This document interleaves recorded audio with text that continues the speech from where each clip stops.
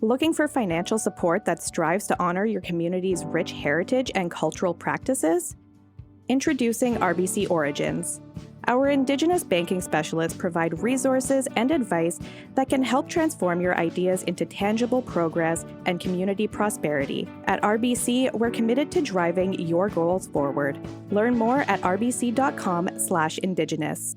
RBC, ideas happen here. I'm Rick Harp. This is your APTN News Brief for Wednesday, July 23rd. We begin in northern Quebec, where we now know the identity of a man killed last week by police in Inukjuak. And it was during a July 17th altercation that the Nunavik Police Service, or NPS, shot and wounded James Kavik, the 34-year-old father who was later pronounced dead at the community's health center. NPS says it had responded to a report of forcible confinement. A confrontation followed, which led them to shoot Kavik. His death marks the third fatal altercation involving NPS since November, a fatality now under investigation by Quebec's police watchdog agency, BEI. It's been a busy summer for new Indigenous Services Canada Minister Mandy Galmasti. A heavy wildfire season that's impacted Indigenous communities across Canada, her government's passage of the controversial economic development legislation, Bill C-5, and now media reports of an austerity budget this fall, with deep cuts awaiting many departments, hers included. Speaking to the latter, here's how Galmasti responded when asked how ISC, or Indigenous Services Canada, would carry on its work in the face of such cuts. I think that these stories were very rampant in the media. I was aware that this information was shared. For me at ISC, we are really looking at ensuring when we have this discussion around budget and this budget exercise, our criteria is to make sure that we're not touching programs and services. For us, that means, we will see the sunsetting of some programs that were on an agreed period. That agreement has come to the end of life, so they will likely not be renewed. I'm also looking at, what is the effectiveness and efficiency of some modes of operation. We're looking at department reorganization. And I think the way that we serve our clients at ISC is one that really needs to be adjusted. So for me, really having this one window approach where community can come to ISC through one portal, talk about all of their issues, be supported directly, with frontline, with somebody that's very aware of all of the needs across the community's territory or nation. That's really critical to be able to offer that service. So that means, some restructuring will be done. And our priority is always going to be responding to the community's needs. And for us to do that, we have to do a self-assessment. How are we operating and how can we offer a better service? Does that mean that there's going to be a reduction in service?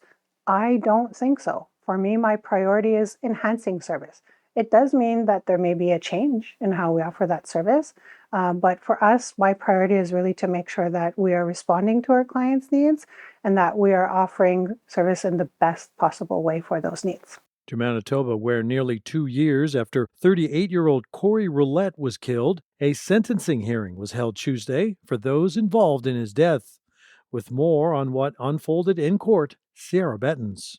Corey Roulette is remembered by his family as an old, gentle soul who loved country music and old movies. But his time with them was cut short on August 26, 2023, when he was murdered by 3 strangers in his home in Winnipeg's West End.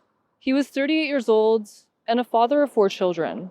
Nearly 2 years after his death, the 3 people who killed him were in court for sentencing. Kyle Alex Harper pleaded guilty to second-degree murder last May.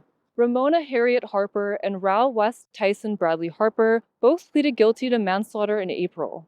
The Crown and defense recommended a life sentence with no chance of parole for 12 years for Kyle. The Crown suggested 8 years in prison for Rao and Ramona, and the defense suggested 5.